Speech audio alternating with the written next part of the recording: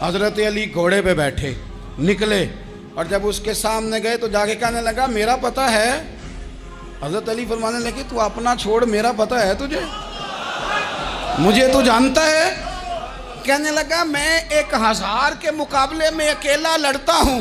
हजरत अली शेर खुदा फरमाने लगे पता नहीं तू किन से लड़ता रहा है, जाने वो कौन है जिनसे तू लड़ता रहा है, वो कौन 1000 थे जो तेरे मुकाबले में आते थे, पता नहीं। तो कहने लगा मेरा नाम मेरी माँ ने अमर बिन अब्दे वुद रखा है। फरमाया छोड़ तू, मेरी माँ ने मेरा नाम हैदर रखा है।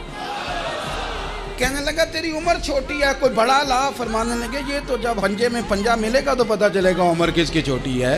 अभी तू कहानियों से मुतासर करना चाहता है, तू चाहता है कि तू प्रेशर डाले और मैं तेरी बात सुनूं, तो मुकाबले में आ, डींगे ना मार, कहानियां ना सुना। दीवारें हिलती रहती हैं और दर कांप जाता है।